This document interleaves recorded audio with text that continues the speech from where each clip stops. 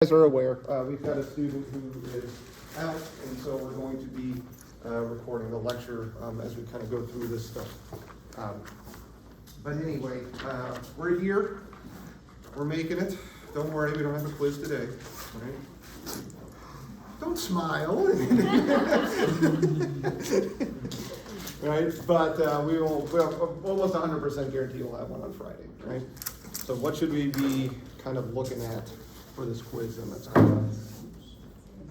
what are the big topics that we've kind of covered so far? We've talked about ions, we've talked about naming, we've talked about unit conversions, right? We've talked a little about the periodic table, right? Where are the metals, where are the non-metals, where are the transition metals, where are the halogens, right? What's a variant metal, what's an invariant metal? Have we covered a lot? Yes. Have you guys been studying a little bit each and every day to make sure that we're keeping up with it? Don't lie to me.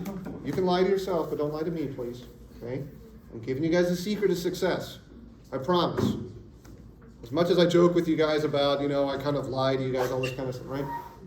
The big secret to Gen Chem is you got to do it a little bit each day. Okay? If you guys wait to cram, mixed results. Okay? So please make sure you spend just a little bit of time each day kind of reviewing the stuff and going over it. Sound good? Sounds like so much fun. All right. Yes? I know there's an exam next week. There is. Talk about that. Explain. Is it already next week? Yeah. Yeah. That's Oh, what wow. Dr. Okay. Frey said. What do you want to know? Like what day is it? What is It's going to be during your lab time. Oh. Yeah. So the problem is if I give it to you guys in class, it's like, okay, everyone rush, and we've got like 50 minutes to go over a very rigorous exam, we should say, right? So we usually give it to you guys during lab time, so that you guys have the entire block to do a little bit more, right? You don't have to worry about finishing within the time constraint, so to speak. It's gonna, kind of be like the quizzes, just kind of, fill in the blank type thing, do some unit conversions, do some naming, show your work, show your calculations, that kind of thing with it. Maybe some multiple choice, I don't know, I really hate multiple choice, so if I'm grumpy, then I'll put it in there. But usually I try not to write exams when I'm grumpy, because then it doesn't turn out well, so, yeah. So it's gonna include chapter 3 too? Yeah, we'll see how far we get, yeah. Okay. Like I said, we're going to be going into chapter 3 today, so we'll get far enough into it that I can ask all the hard questions out of it. That's what really my goal is, right? To make an already hard exam even more difficult. Yes? Sound good? Yeah. Remember, I told you guys, right? My secret to my youthful appearance is when you guys miss points, I grow younger. So I'm always looking to make sure that you guys miss points on exams. Right? Yes. One more time, the things that you're really going to be looking for on the quiz. I'm going to be looking for correct answers. That's really what I'm going to be looking for. But like stuff we should really. The topics we should cover. I see. So naming ion charges, right? Not only being able to name something, right, but also going from the name into the formula, right? Going in reverse. How in the world do we do that, right? Probably going to throw one of the polyatomics at you there just to make sure we started to memorize those, right? Probably should be good to start to keep those in your back pocket, right? We'll do a little physical fitness challenge too, a couple push-ups probably, yes, good. Absolutely. Can you imagine? Wouldn't that be great? Like, it's like question 3, do 10 sit-ups. Crap, I didn't study. What's up? This is just a more general question. Yeah. I'm having a hard time understanding invariant versus variant. Yeah, it's tricky. Come see me. Okay. Yeah, come see me with that one. Then we can kind of drill into like what exactly is the, where is the hiccup coming from, right? But I promise you're also not the only one in the class. Sound good? Anything else any other mysteries of the universe I can unravel for you guys? Good? All right. Well, let's get started with prayer then, and we'll finish up chapter 2. But Lord, we just thank you that we can come before you yet again, Lord. We just thank you that we can just find time, any time that we want to, just to come and just talk with you, Lord. And we thank you, Lord, that you are our Father and you are you care for us and you love us, Lord. And we just thank you so much for that each day. Lord, just help us to understand your love and just help us to understand what it is that you would have us do for you today, Lord. Just speak clearly to us, Lord. Just help to cut through all the chatter and all the noise that we deal with each day just to hear your voice. And we just ask this in your name. Amen. All right. So, we were going through, I think, the practice problems here, yes? So why don't you guys go ahead and see what you guys can come up with here. We've started out with some ionic compounds, right? Remember the whole point of practice problems in class is so that we kind of start to develop these habits for how we can answer these questions on exams and quizzes, right? Don't skip steps, go through your flow chart, think about what we need to do, right? So we're dealing with, I gave you the hints there, we're dealing with invariant metals, okay? We're naming ionic compounds, so this is one of the easier, so to say, right, quote, quote, easier naming.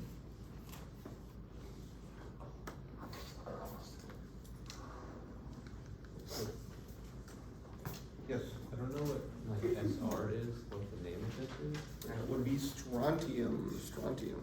Would that be provided on the test? No. The periodic table that you guys have in front of you is on the periodic table on the exam's gonna look. So we'll just have to know the names. Yeah. But don't worry, I'm not gonna stray too far into the weirdo ones, right? He is potassium. That is it, yeah. Which ones are the weirdo ones? Yeah, the stuff that's like in the F block down there at the bottom. Okay, so I should know the names and everything else. Yeah, sure. At least get comfortable with them, right? Okay. If you're paying attention, Gabriel, which I know you are, that's not what I mean, right? If you're paying attention, you'll see there's usually kind of a common set that we go through over and over and over again, right? Especially the group 1A, the group 2As, we end up dealing with those a lot, right? Sodium, potassium, lithium, those ones.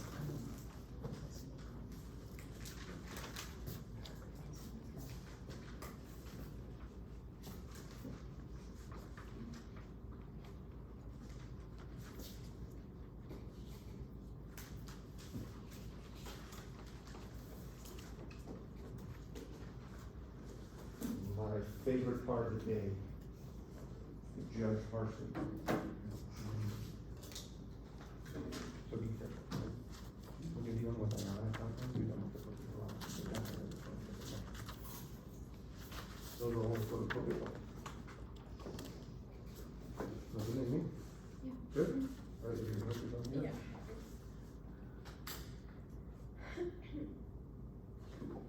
Good stuff.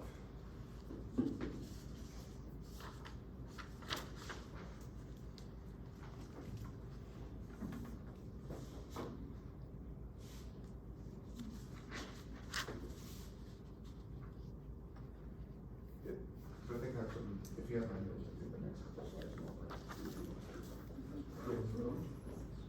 How are we doing next? Do you want it after class? Do you, like, you know what it is or what?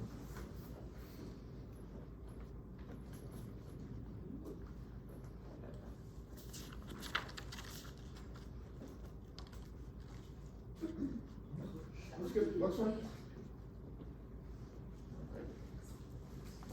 All right, I'm seeing a lot of correct answers, excellent. Excellent.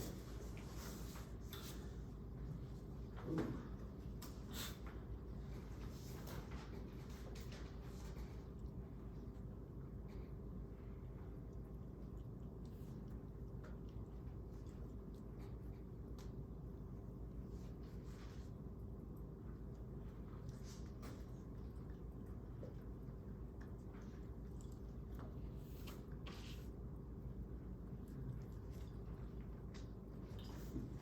Draw your guys' attention for a minute then, right? So we're dealing with magnesium hydroxide. Yes. Magnesium is invariant. How do you know? Some metal. It's a metal. How do we know that it's an invariant metal though? It's not in the transition. It's not in your transition metal block, right? It's not in that little kind of square that's in between the two ends. So magnesium's always going to have a +2 charge. Got it? hydroxide is one of our polyatomic ions. It always has a -1 charge. So if we know magnesium always has a +2, and hydroxide always has a -1, we know we need 2 of the -1s to balance out the +2s, right? You guys with me on that? So all we gotta say is magnesium hydroxide. We don't have to say magnesium dihydroxide. Why? Because that's gonna be redundant for us. Because magnesium's always +2. That's something we just know. It's invariant. Does that make sense? So this is why we don't have to put that di or the tri or the tetra stuff when we're dealing with ionic compounds. If we know the charges, then we just play balance the charges. See, chemists are lazy, right? Why do I have to spend 5 calories writing out dihydroxide when I can just say hydroxide? Takes too much time, right? You guys get what I'm saying with this though? Pay attention to your charges and just balance the charges. That's all it is. Good? All right. So potassium, right? This is our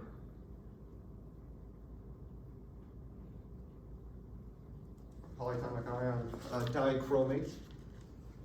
Why is it orange? Why is the color orange? Yeah, why is it? Fantastically good question. I will answer it for you in 3 years. How's that sound?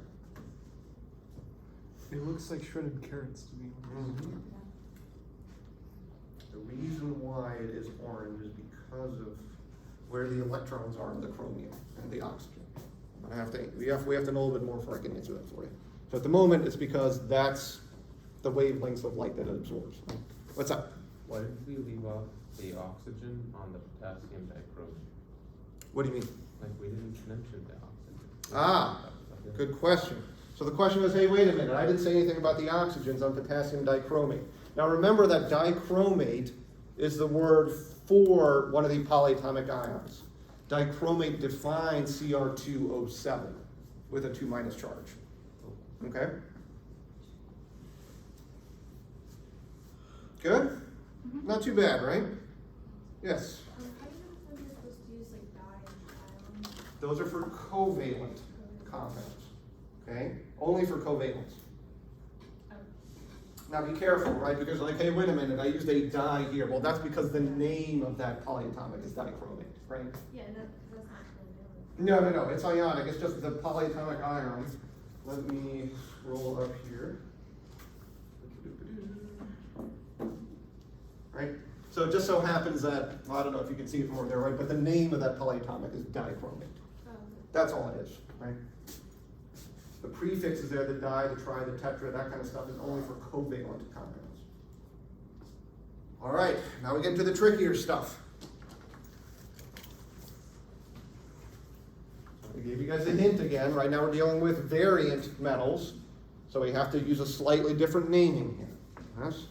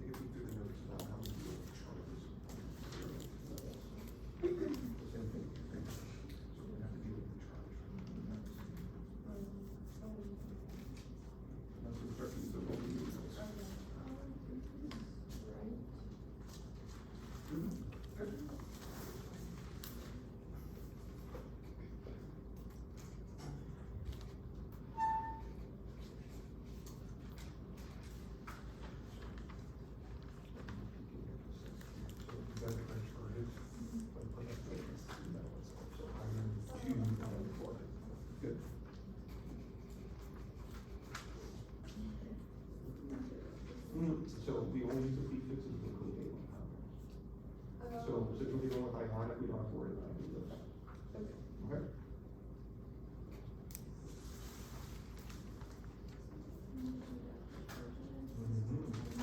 Perfect. Yep, so how do you figure that out, right? Which one? Yep. So how do you figure that out?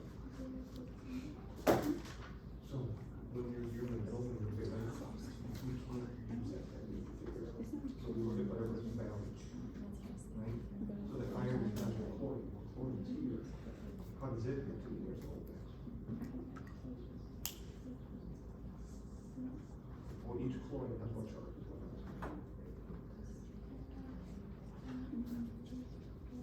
Minus one, right? How many chlorines are there? Two. Right, so each one is a minus one, which we will move it overall minus two. So what does the iron have to have to balance that? Does that make sense? Mm-hmm. There it is, that's all this. The balance of charges. Good. Careful with that.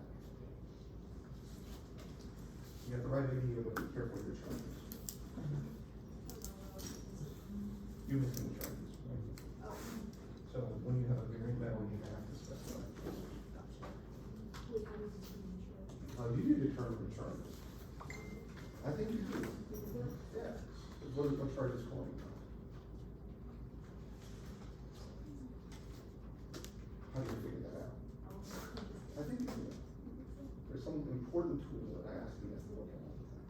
Let's figure out which is what. You can do the P and then go periodically. Right? So you're gonna have to look at your table to figure out what the charge of this stuff that you know. Okay? So where's your periodic table? Grab that. Here's our buddy chlorine. How do we determine? You do exactly how do we determine what charge it has? Okay. So chlorine's right here. All it's gotta do is hop over there. What charge is chlorine? That has specific minus one. Right? How many chlorines? Two. Right? So if each one is minus one, and there's two of them, overall there's one charge.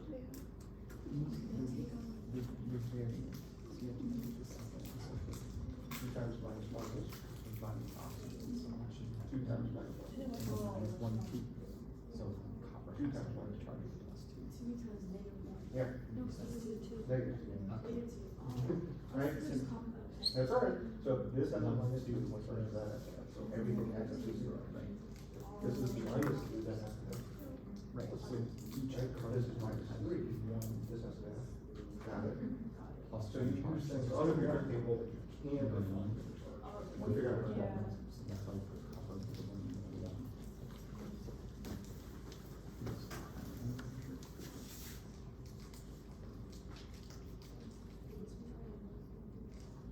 Right? Is that it? Don't you put the numbers in the middle? I don't need to do anything. I am perfect. What's wrong with What's wrong with what I have written? What am I implying with the way I've written this? Well, I'm implying that the iron is an invariant metal, right? Because remember, we don't have to put charges or anything for invariant metals. But iron is a variant metal. How do we know that it's a variant metal? It's in the transition metal block on the periodic table, right? All of those, with a couple of exceptions, are considered variant metals. So we have to specify the charges. Is everyone with me so far? So every time you see a variant metal, you got to think Roman numerals in parentheses, okay? Well, how can we figure that stuff out? Well, if we don't know the charge on iron, we have to look at what it's bound to and figure out the charge on that. So it's bound to chlorine. What charge is chlorine going to have? -1. How do we know it's going to be -1? Because it's next to argon. on the periodic table is just one step away from a noble gas, right? Everybody with me on this? This is important. Good. If each chlorine's -1, and there's 2 of them, overall I have what? -2. And so what does that mean for the iron? If the chlorines are all -2, the iron has to be +2. +2. Got it? Everything has to add up to be equal to 0. So then we just put iron 2 chloride. Good. Everybody follow those steps. Identify a variant metal. Okay. We look at what it's bound to, add up the total minuses, and then the iron for the metal has to have the pluses. Got it? Yes, ma'am. Why is a chloride not chlorite? Chlorite is a polyatomic ion. Right? If you're dealing with monoatomic anions, so just singular atoms, just one chlorine atom, okay, then it's IDE endings. Chloride, oxide, carbide, nitride, okay? Only your polyatomics are going to have the ites or the ate endings. It's one of these common misconceptions. Yes? How does like the 2 affect it, like the FeCl2, like how do you know that like what does the 2 affect in this? It affects the charge on the metal. And that's why I gave you guys that second example right below it there. Right? Because now we have 3 chlorines. What does that change? So what would it change? Oh, so doesn't that change like the number of iron that you have? What number of iron? Like the number of ions that you have for the iron, it changes the charge on It changes the charge on the metal. You got it? That's what it changes. Okay?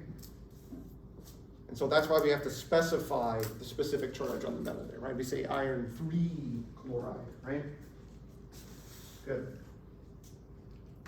Iron 3 chloride. Now a tricky one, right?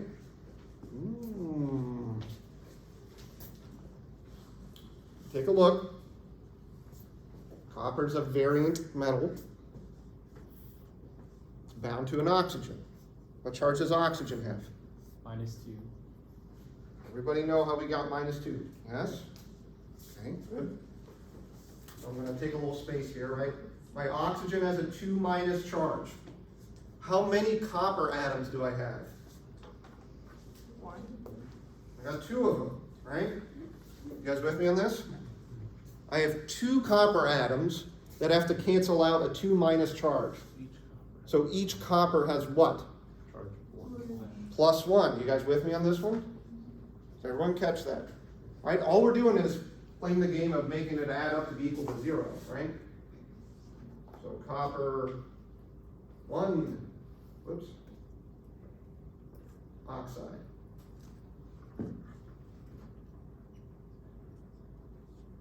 Good.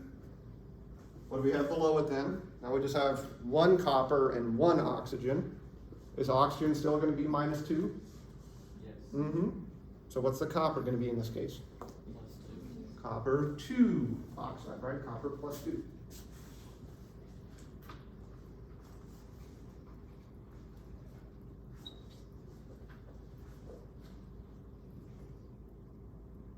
Iron 3 oxide. With me on this? 3 oxygens, each -2. Right? 3 oxygens, each -2. So -6 total. Right? So -6 from here. So we have to cancel out with a +6 from there. Good? Everybody following with this?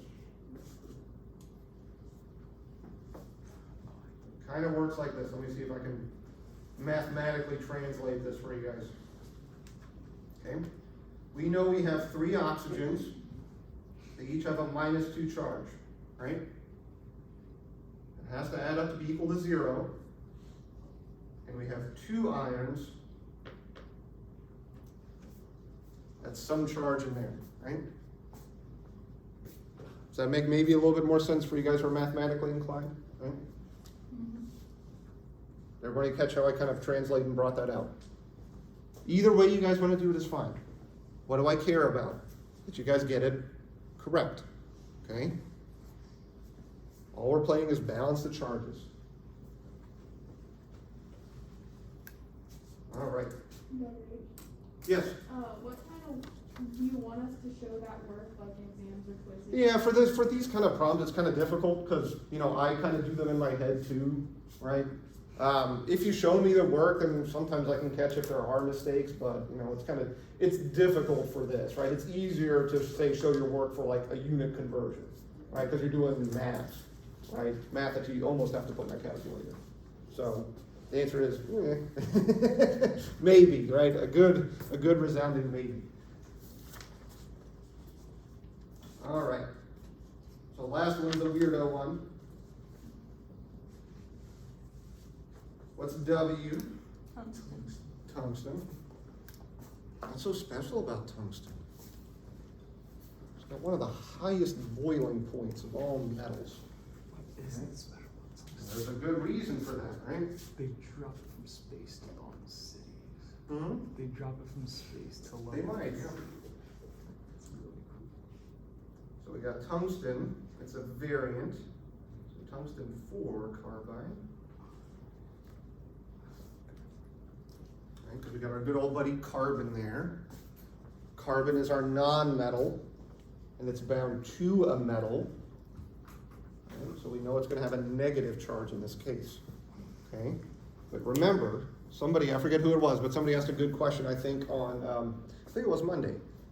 Right? We said that carbon can either be +4 or -4, right? Because it's 4 steps away in either direction from a noble gas. So how do we know when it's going to have a plus or a minus?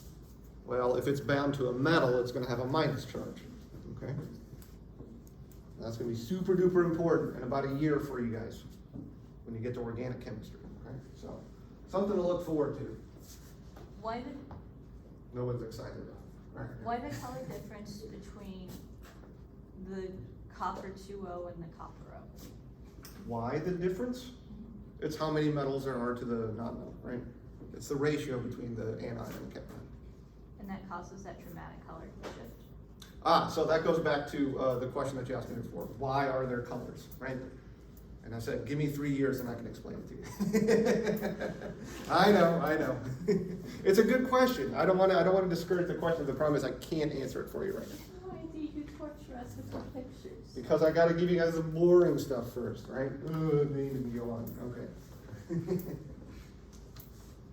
All right. So I think we can just kind of have some summary slides here.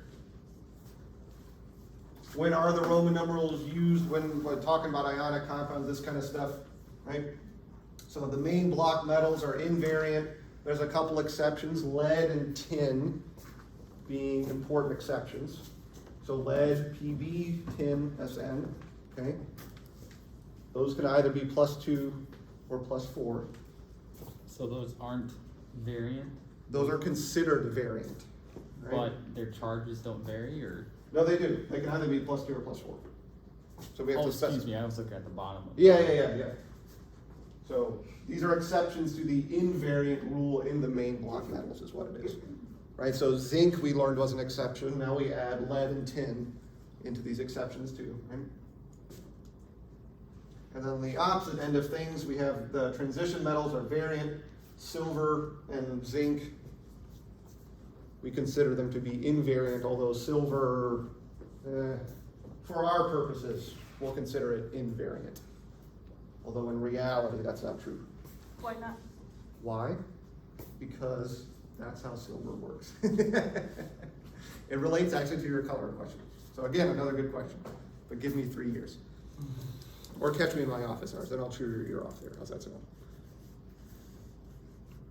Good? Yeah, so the exceptions to the main block metal thing.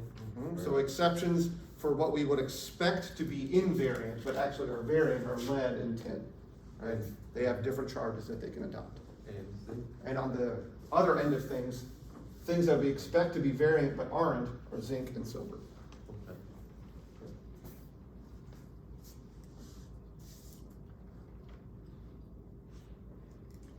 So not too many exceptions in this case. All right, I think. Give you guys a second.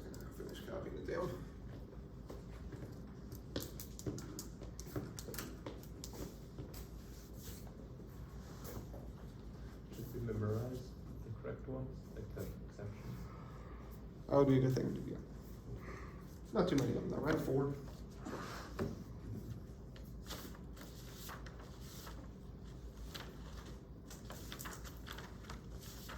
Good.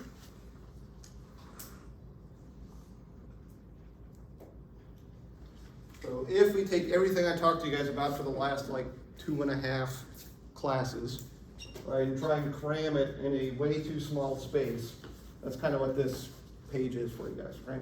Generalizations. If I've got a metallic element, right, where it's probably a metal and a non-metal, it's ionic. If it's all non-metal, it's covalent, right? If there's a metalloid, there's no real good way to figure it out. We kind of got to have some more tools in our belt is kind of what it is, right? So we'll be adding some tools to our belt for this. All right, and then we have to know the naming system for whether it's the metal and the non-metal or the covalent and all this other kind of stuff in there. Okay. Good. I think I gave you guys one more slide of practice for you guys to kind of do on your own, or 1 or 2 more slides it seems. Oh yeah, 2 more slides. Where I just cram everything together for you guys. Okay. So go through, see if you guys can work on those on your, we won't do it now, right? But see if you guys can go through and answer these, especially this slide here, right? Because now I'm saying make sure you can go from the formula, from the name into the formula. Got it?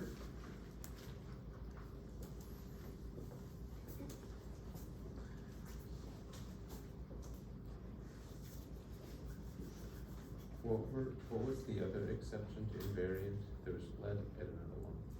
Tin. What's SN. SN? And what were its funky numbers? Well, if they're variant, you don't have to know the funky numbers, right? Because it's based off of what it's bound to. But typically it's seen as +2 or +4. Okay, thank you. Mm-hmm. Cool. All right.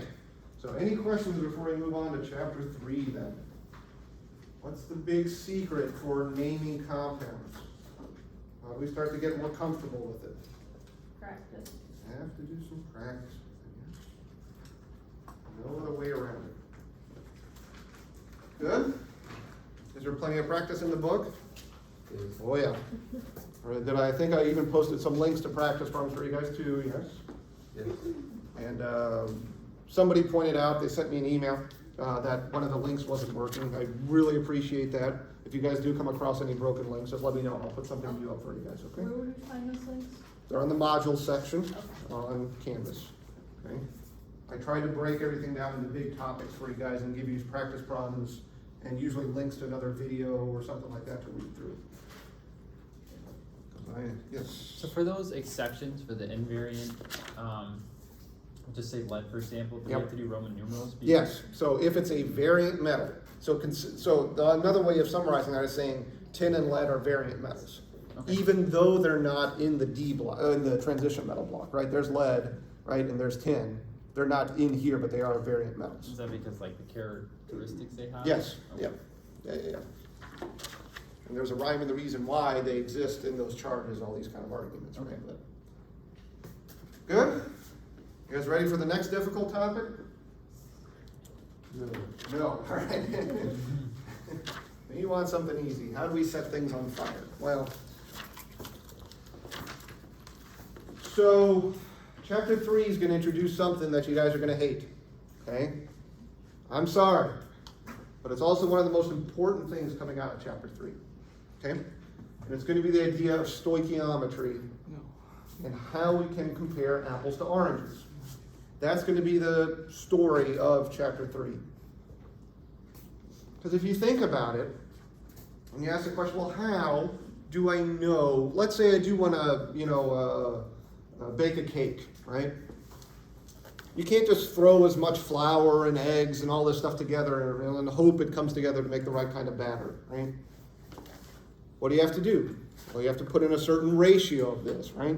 2 cups of flour to, I don't know, I'm not a baker, I'm sorry. I picked a bad example to start out with, right? But you have to have the correct ratio of all the different ingredients, otherwise you're gonna make a fail cake, right? You don't wanna do that, that's not gonna impress anybody, okay? We call that idea in chemistry stoichiometry. So when you see the word stoichiometry, your first response is to, do that, like, I don't know what that means, kind of internal cringe, right? But all it's talking about is just the ratio of the stuff that's coming together. okay? And so we're gonna apply that to the idea of chemical reactions. How much of the individual components do I have to add together to make a reaction happen, okay?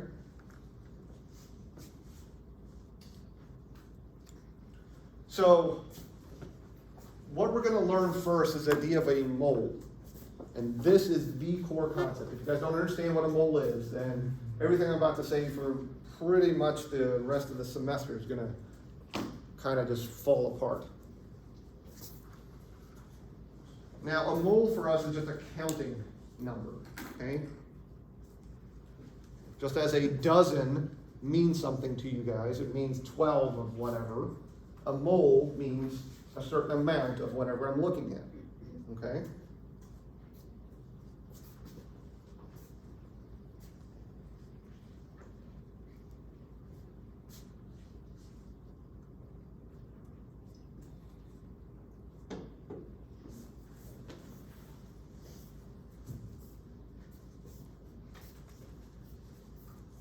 So 6.022 times 10 to the 23rd things represents a mole. It doesn't matter what those things are. I could say I have a dozen carbon atoms in my hands. And you guys would say, he's got 12 carbon atoms. I could say I have a mole of carbon atoms in my hands. And you guys would say, oh, he has 6.022 times 10 to the 23rd. I could say I have a mole of apples, and that represents a certain amount of apples. I have a dozen apples, it just represents an amount. You guys get what I'm saying? Don't get confused and tricked by just because we're in a science class, things have to be tricky, okay? It just represents a number. Now you guys have to know that number, okay? You guys have to know 6.022 times 10 to the 23rd. So that number is decimals? No, just 6.02. Yeah, that's fine, yeah. 6.02, that's fine. You had a question, Gabriel? That was the same. Okay. Good. Everyone kind of got that so far, right? Just playing a number game so far. Now for us, where do we define this or how do we get this? So a mole is the number of atoms in 12 grams of carbon-12, okay? Now why and how and who and when and all this kind of stuff, we don't care about that, but that's just kind of where we came up with that number, okay? To be able to compare things in chemistry, we can't compare grams to grams. We're gonna have to compare moles to moles, okay? So one of the things that we're gonna learn in this chapter is unit conversions from grams into moles and from moles back into grams, okay? And that's going to be our stoichiometry. That's going to set up our ratios for us. Is the mole Avogadro's number? Mm-hmm. Is Avogadro's number the 6.022? Yes. Okay. And that represents 1 mole of something, whatever that something might be. Yep. So if I brought in a mole cake on mole day, would Yeah. we not eat it? Or No. would we eat it? I don't trust your baby. Yeah, okay, what if I brought in like any kind of mole design foods? Would we partake? I will not tell you how to live your life. If you want to bring in that, that's fine. Okay? So, where do we get this number from? Where do we get these values? It comes from this really weird place. It's called the periodic table. I see. Okay? So 1 mole of an atom is equal to the atomic weight in grams.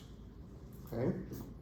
Now where's our atomic weight? Well, it's that number that's at the bottom of the square that we're looking at in the periodic table.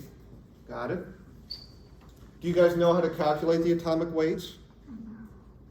Yeah, right? Those are those isotopic abundance problems that we dealt with, right? You guys remember those?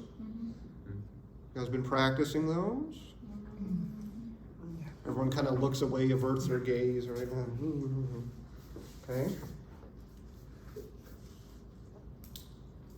So looking at the periodic table that you guys have in front of you, let's see, I'm going to ask a question and ask it there. If I have 1 mole of carbon in my hands, if I have 1 mole of carbon in my hands, how much does that weigh? 12 grams. 12.01 grams. You guys with me on this? If I have 1 mole of sulfur in my hands, how much does that weigh?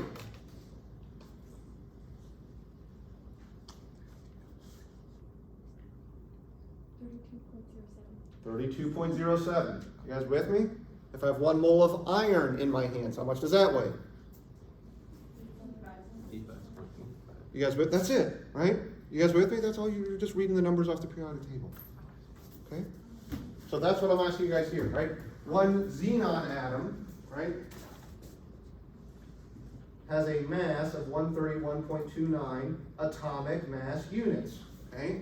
And we figured out how to calculate that out. Okay? 1 mole has a mass of 131.29 grams, okay? That's how much it weighs in terms of the mass. You guys with me on this? The idea that we're bringing together, right? So 1 AMU is equal to like, so they're both like the same kind of like what's it called? Not unit, but they go up by the same scale. Like they're just scaled down versions of each other. Sort of, if you want to think about it like that. Okay? So you guys with me on this? This is important. And that statement that I have here for you guys is why we have to do this. In both cases, right, whether we have 1 mole of helium or 1 mole of xenon, we have the same number of atoms, but they have a different mass. Make sense? Yeah. But this does make sense logically too. How do I build a helium atom? I need 4 things, right? I need 2 protons, and I need what? 2 electrons, right? Can we measure the mass of a proton? Do they have a weight? Well, sure, right? Do electrons have a weight? Sure. How many protons are in my buddy xenon there? 54 of them. So does it make sense that a xenon atom is going to be heavier than a helium atom? Right? And that's why we have the difference in the mass, even though we have the same number. Okay? Is that good? Like we're all humans in here, but we all have different masses. Same idea. Okay?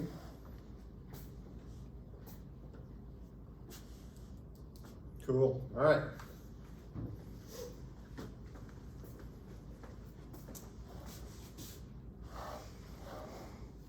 And there's just kind of a visualization for that. I think we kind of beat that to death already. All right.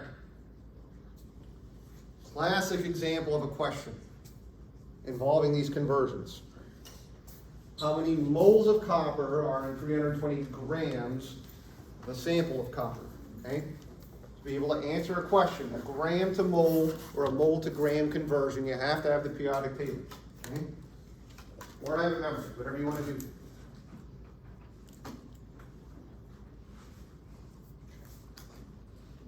So I have 320 grams of copper, and I need to convert that into moles. So I set up things the way I normally do.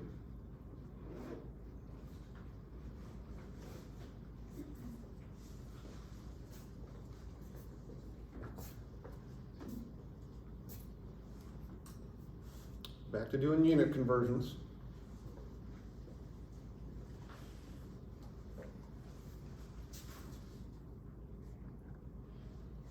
So if my answer is going to be in units of moles of copper, there are moles of copper at the top and grams of copper at the bottom. You guys with me? Nothing different here, right? Just converting one unit to the other. But now I need to know what to fill into the blanks, right?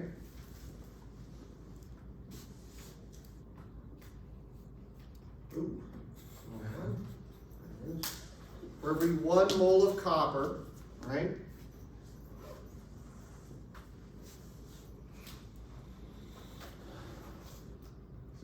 .546 grams. Where did I get that number? From the periodic. From the periodic table, or it's on the screen there, right? You guys with me on this? For every 63 point blah, blah, blah, right? For every 63 grams of copper, there's 1 mole of copper. 1 mole of copper is 63 grams. Good? That's it. That's all you guys gotta do. So what's this gonna be, five point something, or? 5.0357. 0.35 is what I got.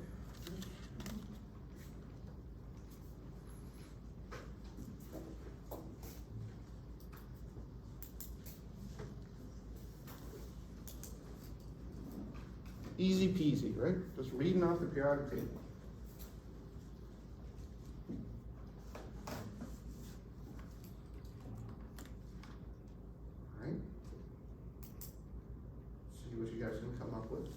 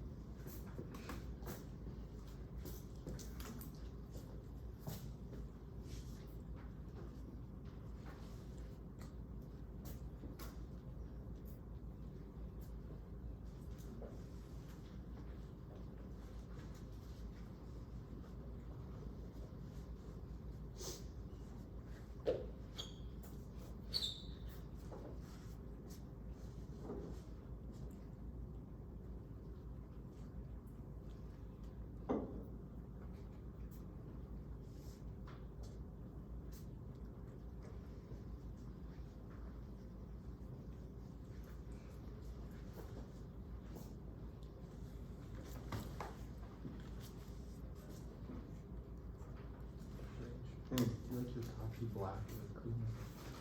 Hmm? Do you like your coffee black or with creamer? With milk. That's good to go. It is.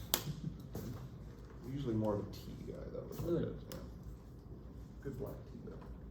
Good stuff.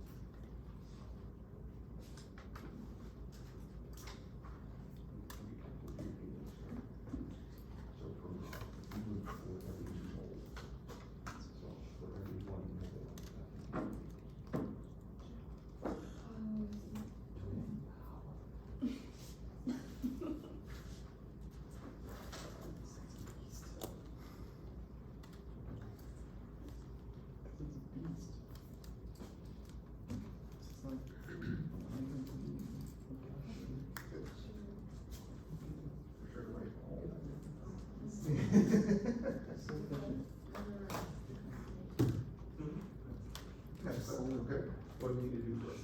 We've got units of moles, we can convert them into grams, right? And then grams we can convert into milliliters. So we have two separate steps.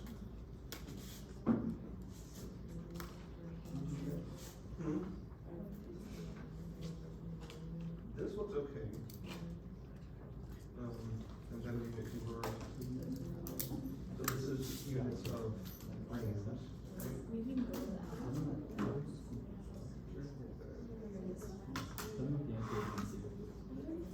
That's the thing.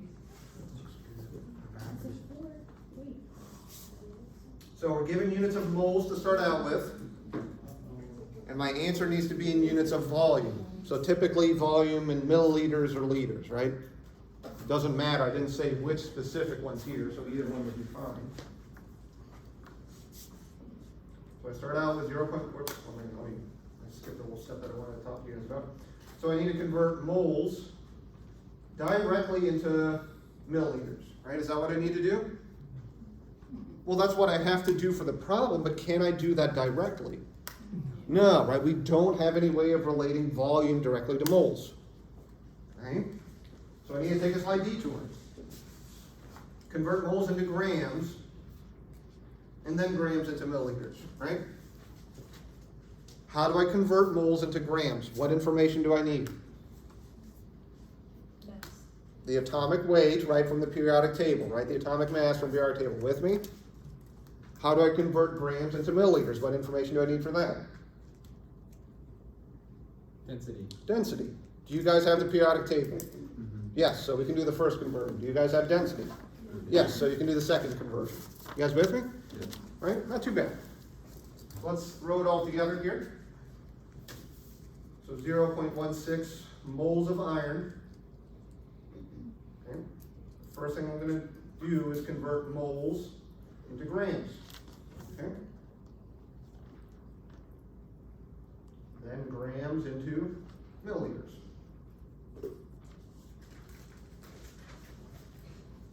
Now we just got to play fill in the blanks, right? For every 1 mole of iron, 55.85 grams. Remember, the value of the periodic table is per mole, right? Per mole.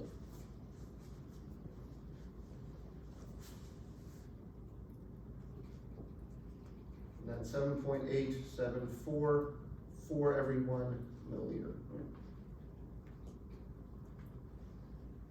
Good. Then if I did my math correctly, I got 1.135.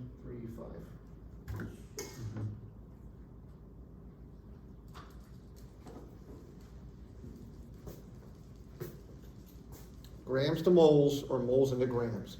Going to be usually one of the first steps you guys have to do to solving these types of problems. Converting one into the other. So you have to have your periodic table in front of you, and you just have to know to be able to get the right value from there. Okay? Yeah. So would we account for the significant figures in 0.16? Sure, go for it. I don't care. The answer is yes. Yeah, you know, if you were in Dr. Tom's class, right, he'd be, you know, picking on you guys for sig figs. I don't care, right? I want you guys to get the math set up properly, and I want you guys to understand how to get it done, right? We'll worry about the sig figs when you guys become PhDs in chemistry, okay? Sound good? Yeah.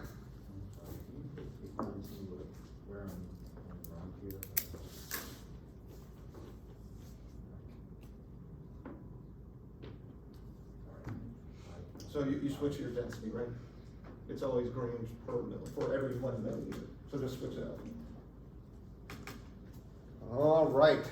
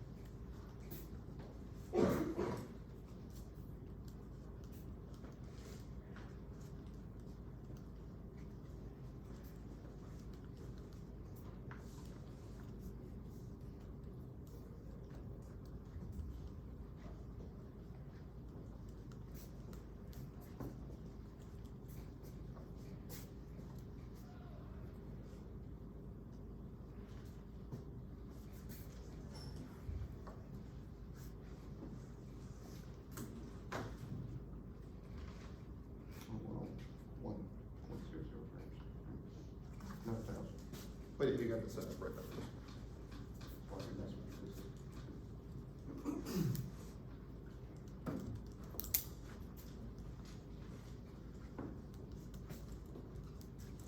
So for me, whenever I approach a problem like this, I always kind of give myself the roadmap of what I need to do, right? I'm given units of grams, right, and I need to convert it into atoms. Okay? So I have to do this conversion. Can I directly convert grams into atoms? No, right? I have to convert grams into moles, and then moles into atoms. Okay?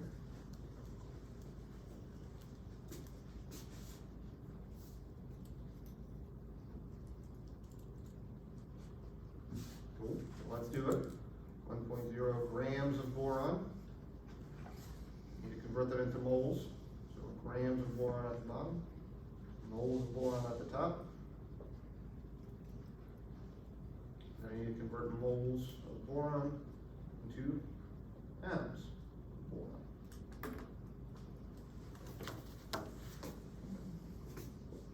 You guys with me on this? Remember, what does a mole define? It defines what? 6.02 times 10 to the 23rd things, right? Could those things be apples? Yes. Could they be desks? Yes. Could they be atoms? Yes. Right? So let's fill in the blank. For every 10.81 grams, I have 1 mole. And for every 1 mole, I have 6.02, right? Times 10 to the 23rd. Atoms. Things, right? Moles just define things. We can define the things.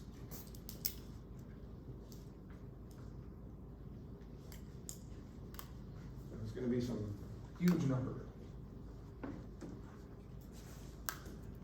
Okay, I got 5.57 times 10 atoms.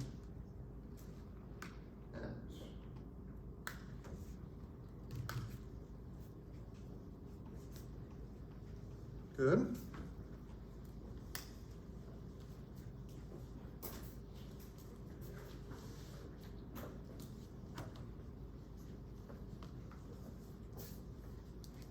All right. So, I think this is a good break point. We're about to get into an idea of percent composition, which is going to build off of the principle of moles. Okay? So we'll let the idea of moles kind of marinate in the brain until Friday. Right? And then we'll pick it up from there, yes? All right. Good. Oh, I need to stop real quick. Oh, that thing was recording?